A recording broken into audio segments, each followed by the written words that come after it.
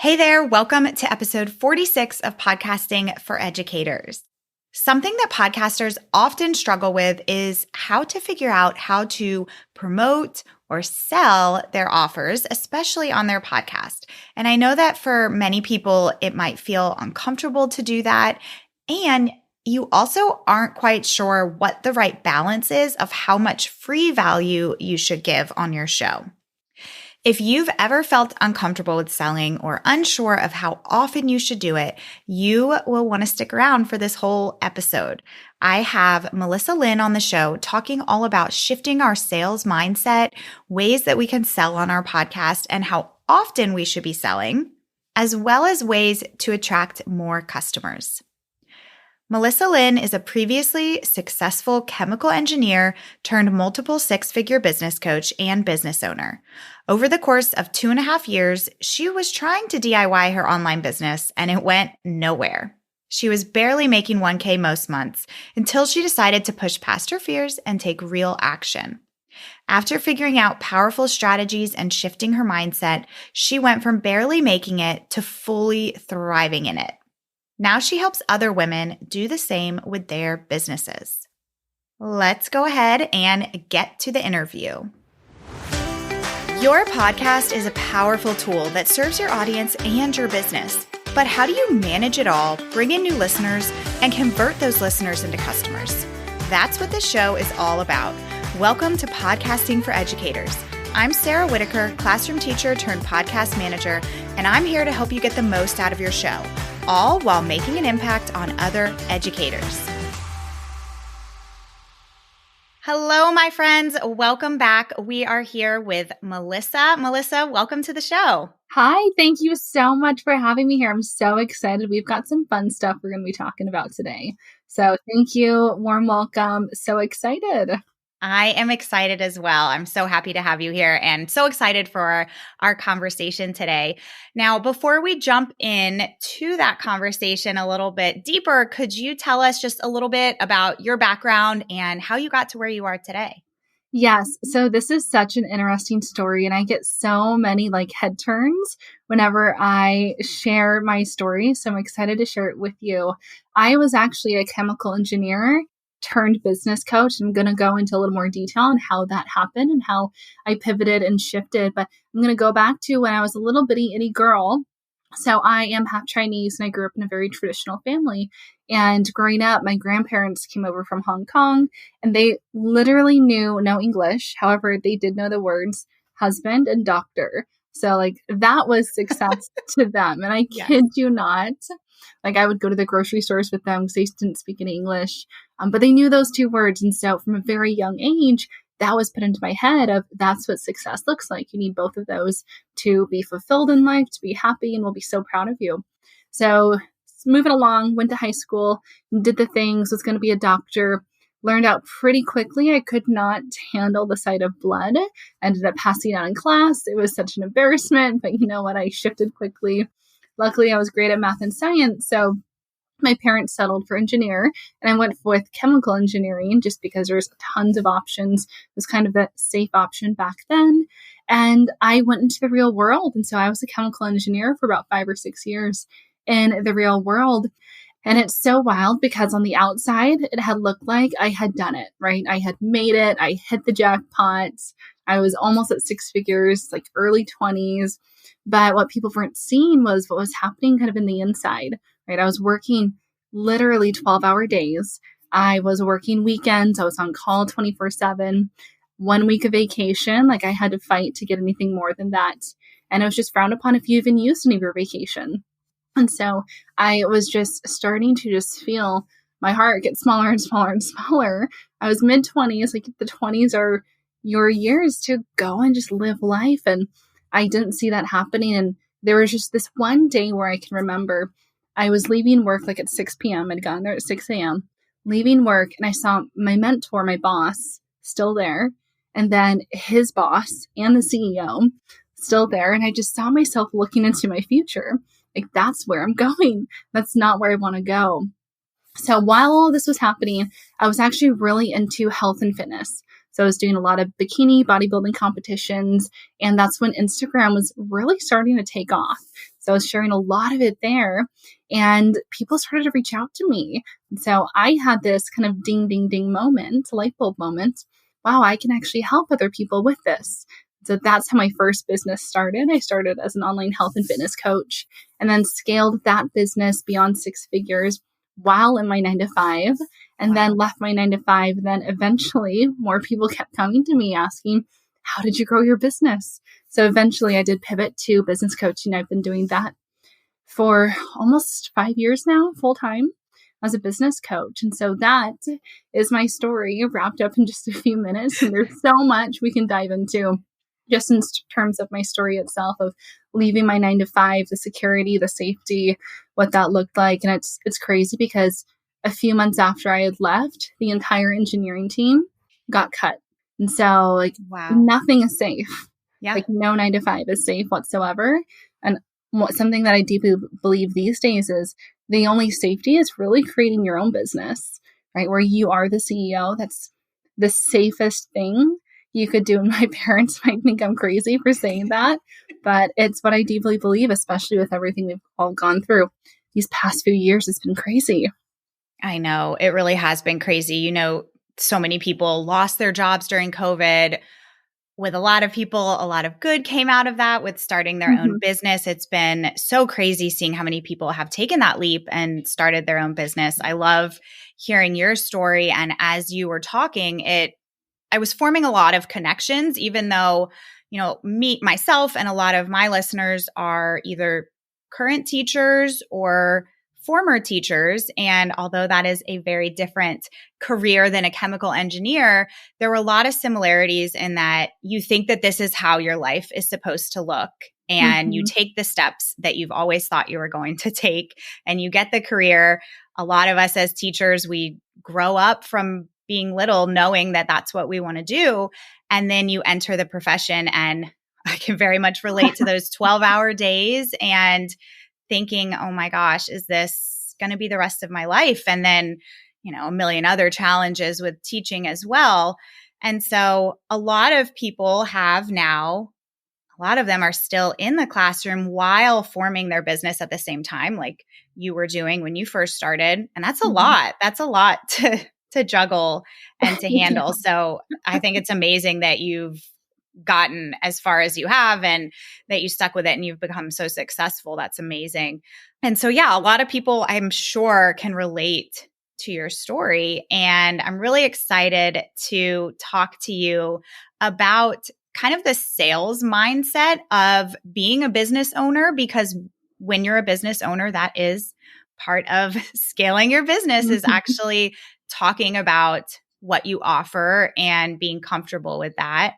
And so let's talk a little bit about the sales mindset. How can you shift your sales mindset and really start feeling good about selling to people?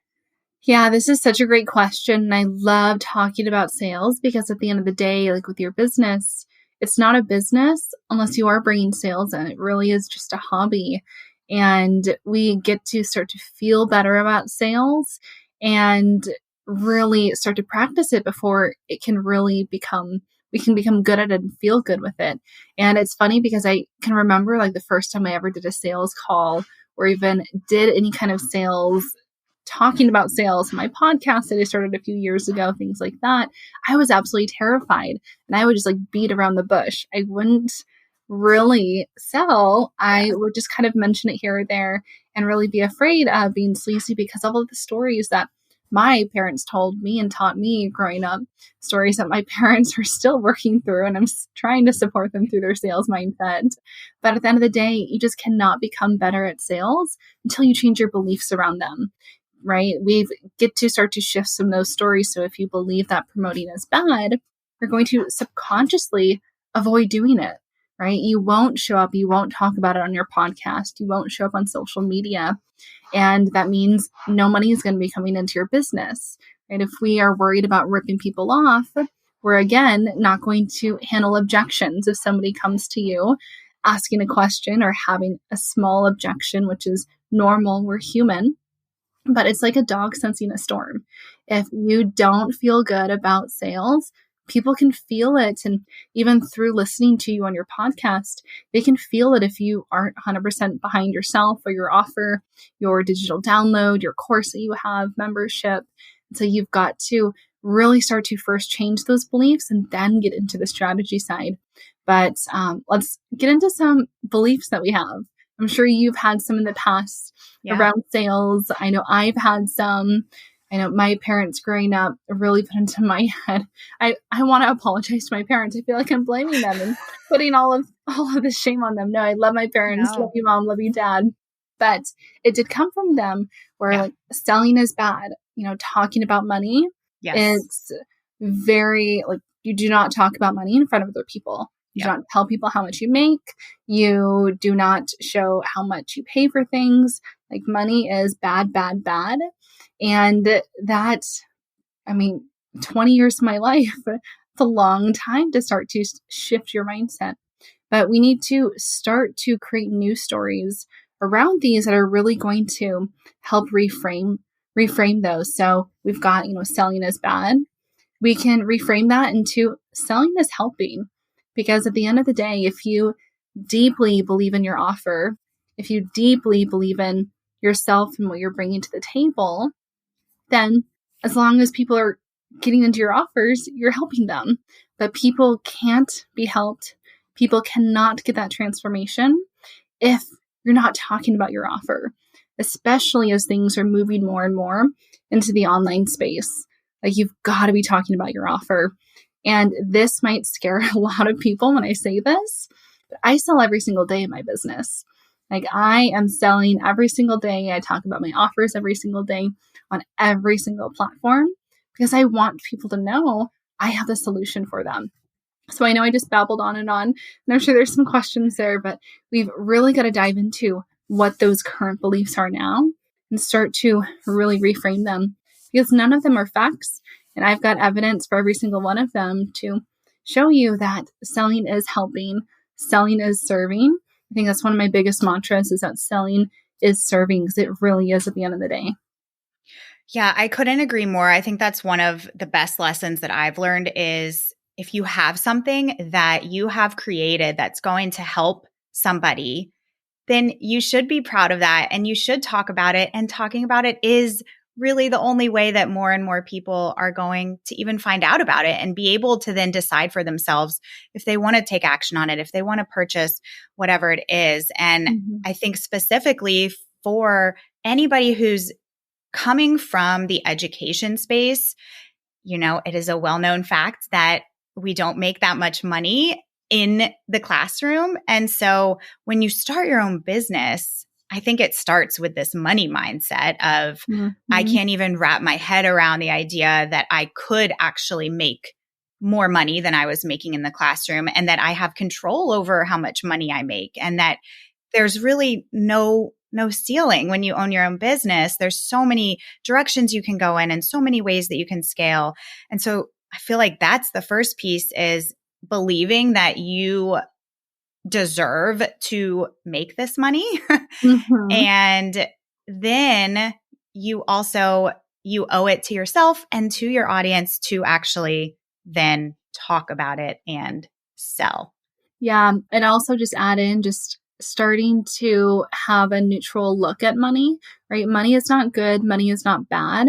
It's a resource to help you and help other people with things. But we've really got to start to shift that money mindset and also the sales mindset. Like, I love money. I love money. I love money because money can do so much good in this world, right? And money can also create amazing experiences for you and your family. And so just starting to really build up that relationship with money will also really start to shift your sales mindset 1000%. Yeah, absolutely. And I think for some people saying out loud, I love money, I love making money, that probably feels uncomfortable for a lot of people. So I think just that right there is like a good action step for people to take today is to practice saying that and know that it's okay to admit that. Yeah, definitely. And something that I'll even do as well is I have another mantra where it's one that might scare some folks, but the more money I spend, like the more money I make, because again, money is just floating around. So I put money out, I get more money in. And so I get the upgrades here or there, and we can do micro upgrades when we're spending money, right? Maybe you go to Starbucks or your favorite mom and pop coffee shop down the road, upgrade for the caramel syrup, like make a small little micro upgrade to spend a little bit more, even to increase that relationship that you have with money. And again, resource, it's not good or bad, but there's so much money out there, especially in the online space. And I can remember years and years and years ago, like when I had first started my business, even just investing. So like my money mindset on investing in myself and my business and mentors, I couldn't even fathom spending, a few $1,000s a month or even for a program or course. And now I'm spending 50, 70,000 a year in my mentor. And so it's one of these things that as you continue to work on that, it gets easier, it gets easier, it gets easier. Yeah, absolutely. I know. I think that's a lot, is to think about making those first investments in your business. Like I know when I first got started, making that first investment in a web designer or outsourcing all of these different possible pieces of your business. But you also have to weigh out the time that that's saving you. And if you can bring somebody on to do these things for you, then that frees up your time to focus on things that are going to make you more money. Yeah. And also help more people and create a bigger impact. Absolutely. Absolutely. I'm interrupting this episode for a brief moment to answer one of the biggest questions that podcasters have. How do I continue to bring in and retain new listeners? Here's my favorite answer: podcast guesting. When you guest on the right podcasts, you're positioning yourself in front of ideal listeners and customers. This is a powerful strategy when done intentionally, and I can show you how in my mini course, Guesting for Educators. In this course, I'll teach you my 3-step approach to landing and leveraging podcast guest interviews. When you join, you'll get access to the course content, templates, swipe copy, and even a list of shows who are currently accepting guests. The best part, you can work your way through the content in less than a weekend. What are you waiting for? Head to www.podcastingforeducators.com/guesting to learn more. Back to the episode. So, what are some ways that you can sell in the online space? Oh my goodness. I could spend hours and hours talking about this because I sell every single day. So I would say start with one platform, and you want to, of course, you've got to be behind your product, your program, your membership, whatever it is you're selling. You've got to really believe in that and also yourself, and know that you're a total boss in what you do, and really own that you're that expert and that authority. And it's really just creating awareness around it. And so something that I like to do is I add massive amounts of value on all my social platforms. And then I will typically pitch at the end of that, or just let people know, if you want more support, this is how you can reach out to me. This is how you can apply to work with us. This is the course you can purchase, the download you can buy. And so I add massive amounts of value, because at the end of the day, your value is also another way to sell and pitch, right? If you're giving all of this value out for free, people can't even imagine what it's going to be like when they hop into your course or your membership. And so as you do that in your podcast, for example, a way that I like to sell in my podcast is I like to share case studies from my courses and my programs, and then also let people know how to apply to work with me if they want to do so, right? It's not that we're forcing anybody to buy, it's sharing the opportunity to do so. So just talking about your offer, but then also having it available in multiple places. And so in your show notes, having the application to your program, or the link to buy, or the link to ask questions or book a call. We need to create a few different permission slips for people, because some are going to email you about it. Some are going to just buy without ever speaking to you. Some need to hop on a call. And so we want to create multiple permission slips. Your Instagram, if you've got one. I said show notes, your email list, if you've got that.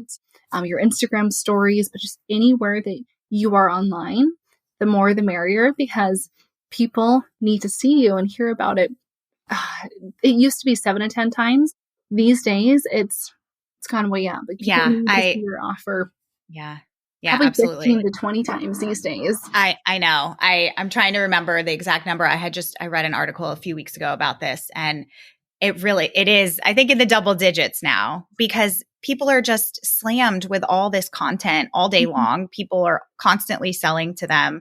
So you have to talk about it in multiple places, multiple times. And I love what you said about really also focusing on offering value and leading with value. I talk about that a lot, especially, and a podcast is a perfect platform to do that on. Mm-hmm. Every time that you are recording an episode and putting out an episode for your audience, you are offering value and you're showing up for them, and you have every right to then also pitch what you offer and share what you're selling. I like that you use the term permission slips, giving them these different places that they can then go and take action.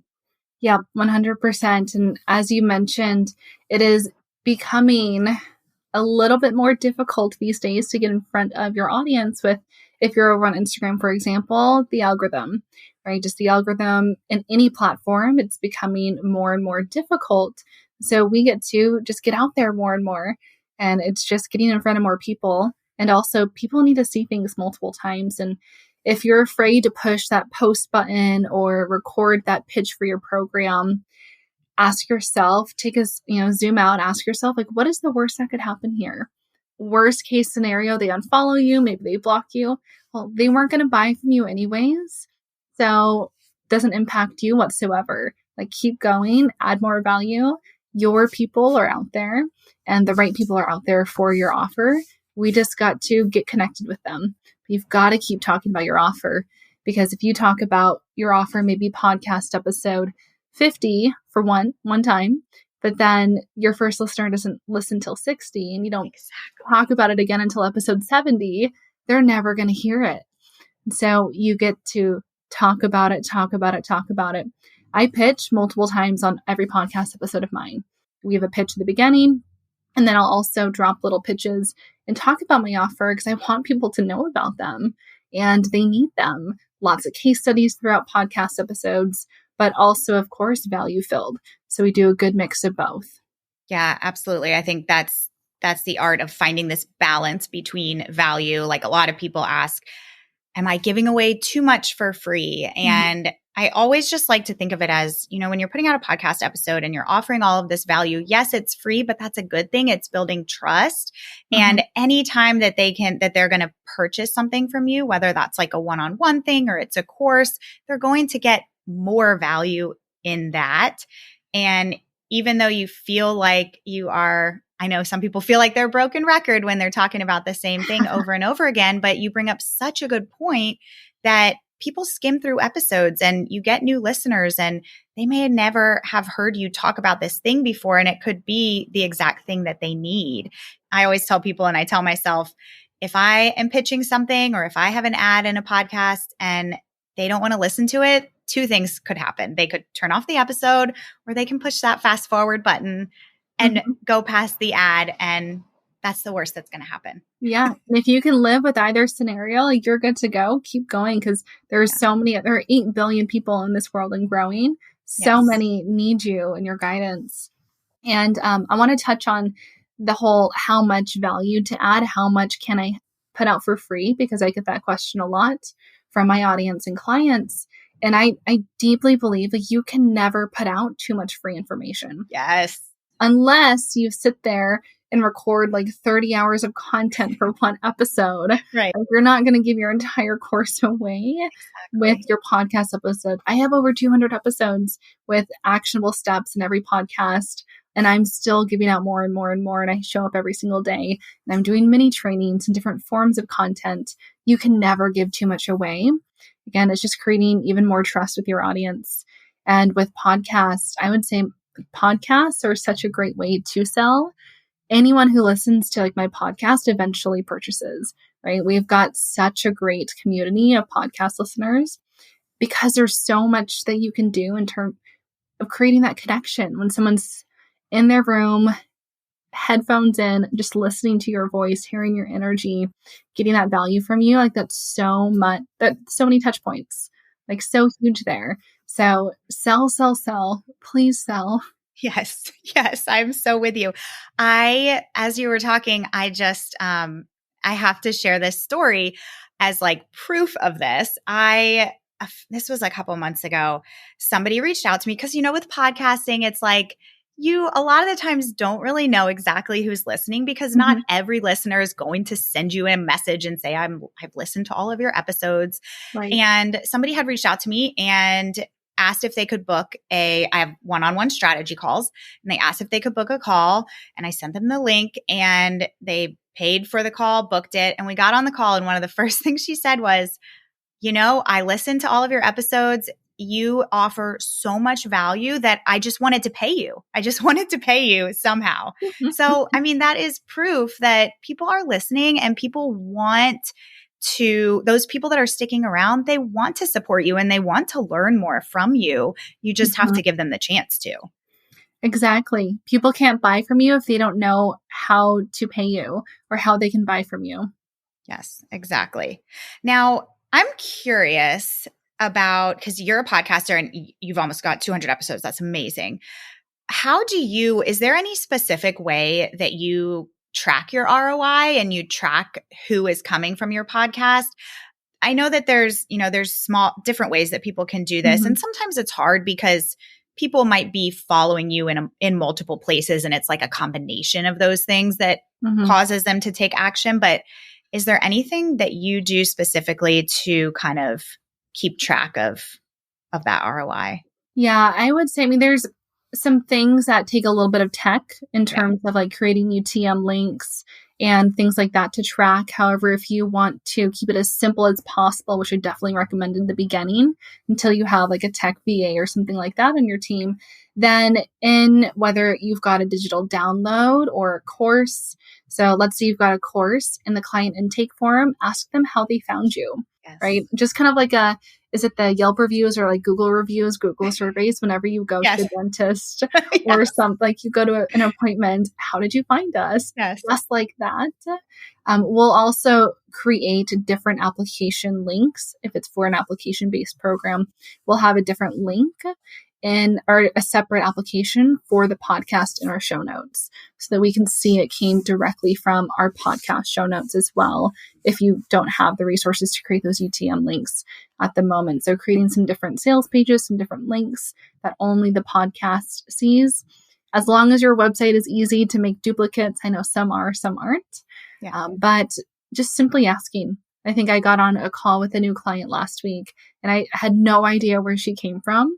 So I simply asked her, and she came from the podcast, but I had never spoken to her on social anywhere else. It was all the podcast, but just ask. Yeah, I completely agree. And asking that question, and when you have people respond, it's because of your podcast. That is like the most validating thing ever. So now we've talked a lot about how to sell and promote your offers to your existing audience. But do you have any tips on how you can attract new people into your business online? For sure. So there are different activities and different pieces of content that do different things. So you've got some pieces of content that are more growth oriented, right? Bringing new people, attracting new people. You've got content that's more nurturing content, and then content that's converting and like closing the sale. And so in terms of growth, I would say if you're on Instagram, if you're on social media anywhere, Reels are such a great way to get in front of new people. Right? Your podcast, also a great way to get in front of new people, hands off because of the SEO. I would say those are the two biggest. If you're on TikTok, like that's such an easy way to grow and get in front of new people as well. And then nurturing more so the podcast episodes as well. Like that's such a huge nurturing piece. People need to hear you, need to get in front, need that value before they can actually convert most of the time. And then the actual converting piece is you talking about your offer. So they can't convert if you don't talk about it. And then we do a lot of our conversions in our Instagram stories as well. But growth, Reels, your podcast, collabs, getting in front of more people, going on other people's podcast shows, bringing people into your podcast, another great way to get in front of new people as well. So just a few ideas there. Yeah, that's perfect. I'm a huge fan of podcast guesting. I think it's a great way to get in front of new people and to build your podcast audience because you're Mhm. putting yourself in front of people who already listen to podcasts. So it's a perfect Exactly. fit for podcasters. Now, you touched on Instagram stories. Do you have any tips about selling on Instagram stories? Yes. So I feel like I'm a little sneaky. I like to like slip it in there. I So like for it. example, I did a mini training on my Instagram stories yesterday on how you can cash inject like $1,000 this week into your business, whatever number you want it to be. Mapped it out with them in my Instagram stories. Right after the value, I let them know, hey, this is how you can work with me, or hey, if you want more, this is how you can work with me. DM me, send me a message with a certain word. I think I used next level yesterday, but we'll do that. We'll also do graphics. So, like ways to work with me in June. Here are the ways to work with me because some people are more visual people. They want to see it all laid out. Someone to listen to you. And so, you again got to create just different permission slips by just talking about your offer, creating different ways for people to reach out, whether it's to DM you, having the link available for them to just go and apply or go buy. But again, add value, pitch. Add value, talk about your offer. But you can also just talk about your offer. Yeah, absolutely. That's perfect. Now, when you say that you did a mini training on your stories, was that like a few minutes of you just kind of being on video, a few different slides? Probably more than it needed to be, but I again give so Yeah. I can't stop myself. It just comes out and it goes. I it was probably close to 15 or 20 slides Okay. of like Yeah. me talking, but with again, like some people need to read the captions. So I Yes. add the captions and a quick note. So if they wanted to come back to it later and didn't have time to sit there and listen, they always can. But we always put all of that in our Instagram story highlights because then when somebody comes back to watch an Instagram story highlight and people creep, people lurk, people Oh, go for through all sure. your stuff, they'll go through that mini training and then also see that there are ways to work with me because I am also talking about my offers throughout my mini training as well. So again, just different permission slips all over your page in different areas in different ways. Yes, and I love that you say people creep because they totally do. Even if you're out there and you're putting yourself out there and you're talking about your offers and there's going to be lots of people who might not say anything, but at one point they will and you'll have no idea that they've been watching you this whole Yeah, time. so many. My rule of thumb is usually for every one person that does reach out, there's at least 20 or 30 more Yeah. Yeah. lurking, creeping, Yeah. listening. Absolutely. Yeah, that's so interesting. Well, is there anything else that you would like to add about just this idea of selling and being comfortable with selling? It's going to be uncomfortable at first. However, like that's where the magic happens is when you step out of your comfort zone, Yeah. right? That is truly where the magic happens. And selling is so much bigger than just our feelings. Selling is about helping others and putting your impact out there and sharing your gift with the world. And so if we're just always concerned about how we're feeling and what people are going to think about us when we sell, like we're focusing the flashlight on us. And it's so much bigger than that. We've got to turn the flashlight to your audience, your ideal clients, what's going to help them, how can we support them and add value, and also let them know how we can help them in our courses, our memberships, and our programs. But really turn the flashlight back to your audience. It's not about us, it's about them. And just add value. Oh, what else can I add in? Keep going, Yeah. right? For every no that you hear, there are yeses coming your way, right? I think I heard 7 or 8 no's before I heard my first yes ever. And I still hear no's, right? I still hear no's. It's Yeah. normal. People have Humbling. objections. Still hear them. And it's okay. We're human. Yes. But also be open to handling some of those objections Mhm. because people will have objections. But again, they're scared too, right? They're scared to make a change in their lives. They're scared for that transformation. What's going to happen when I do take the leap and get that transformation? How do I know I can actually handle that new lifestyle or whatever it is that they are stepping into? So just keep going. My biggest piece of advice, keep going. Give it another 6 months, no matter how scary it feels. Keep going, jump anyways, take a leap. because we were all scared at one point of asking for the sale for the first time. And I promise you it gets easier. You've got to keep going. Yes, that's great advice, especially for those of you who are listening who might be selling and offering things like courses and memberships and maybe even one-on-one services to people like teachers. I know that a big mindset thing that comes up for you is, well, these are teachers and they don't make a lot of money. And who am I to ask them to spend money on me? But again, like Melissa just said, you need to take it off of you and really reflect on how this thing is going to help them and make their life easier. And I think that's when, like, I always love anytime anybody reaches out to me and tells me how one of my things, whether it's free or paid, has helped them. I love to save those and go back and read them when I'm feeling insecure or feeling unsure about anything. I think that can be really powerful. Yeah, I have an entire folder on my phone of all of our testimonials because I have those moments too. And I tell my clients, make a folder, grab your testimonials, go through them every morning, like start your day with that gratitude. And I want to make a quick mention or talk about something you had mentioned just for a quick second about us feeling that other people can't afford us. So many feel that, especially as you're starting your business. Well, who am I to ask for their money? Right? They're needing to save their money for this and this. We can't make assumptions about other people and their money. We have no idea. Like maybe they have a trust fund that they just got. Like maybe they've got this huge savings that they've got. Maybe they just sold something, their boats. They could, like, there are just so many things happening where we don't know, and we can't assume what's going on in somebody else's life. Yes, absolutely. As a service provider, especially when you first start out, you have so many money mindset challenges around how do I price this? What should my packages be? Are my prices too high? Are they too low?